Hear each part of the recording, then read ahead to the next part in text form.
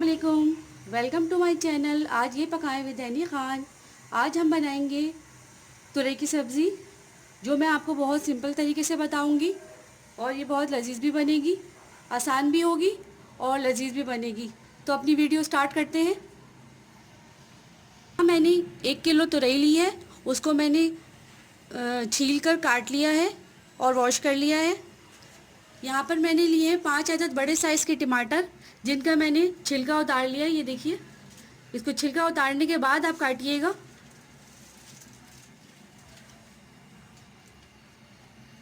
मैं ऐड करूँगी 1 table spoon अदरक लहसुन का पेस्ट इसी टमाटरों के अंदर। या आपकी आसानी के लिए मैं सिखा रही हूँ। यहाँ मैं ऐड करूँगी 2 टेबल स्पून लाल मिर्च पाउडर। ये आप अपने टेस्ट के हिसाब से भी ले सकते हैं। मेरी जो ये मिर्चें हैं ना, ये ज़्यादा तेज़ है, और तो ये मैं 2 टेबल स्पून यूज़ करूँगी। हाफ टी स्पून मैं यहाँ पे ज़ीरा ले लूँगी। 1/4 टीस्पून मैं हल्दी ले लूँगी इसमें।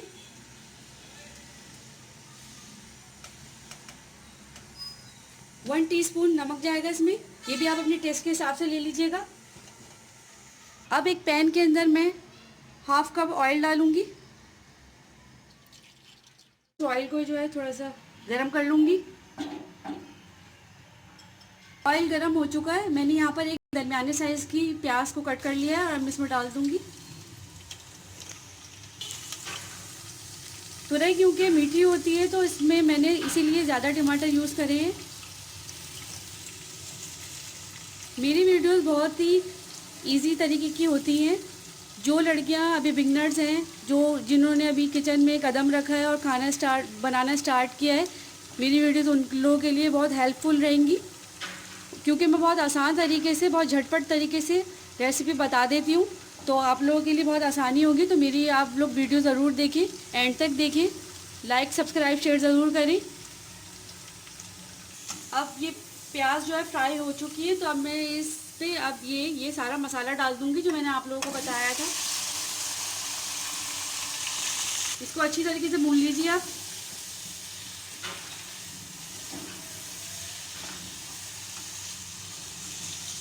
ये अब मैंने इसको अच्छी तरीके से भून लिया है। अब मैं जो है इसको लिड लगा दूंगी ताकि टमाटर सॉफ्ट हो जाएं। वैसे ही टमाटर का छिलका उतरा हुआ तो बहुत अच्छे से मेल्ट होंगे इस प्याज के साथ। तो अब मैं इसको लिड लगा देती हूँ।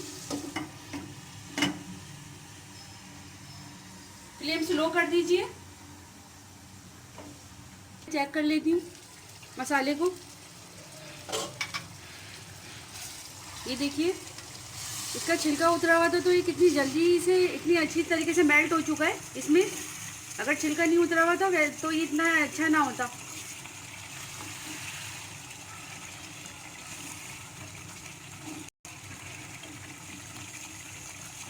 अब हमारे टमाटर बिल्कुल घुल चुके हैं मसाले में। तो अब मैं इसमें तुरई डाल दूंगी। तुरई मैंने 1 किलो ली है। अब मैं इसको मिक्स कर लूँगी। तुरई बहुत पानी रिलीज़ करेगी अभी, तो ये इसी में जो है हो जाएगी।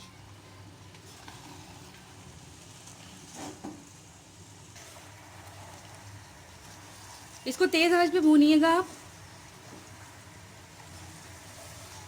कि मसाला अच्छी तरीके से इसमें मिक्स हो जाए।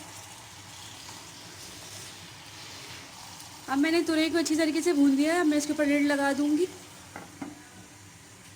ताकि ये गल जाए अच्छी तरीके से। और फ्लेम जो है मैं थोड़ा स्लो कर दूंगी।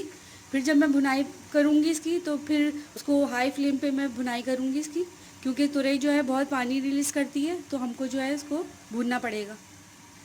तो जब तक का वेट करते हैं।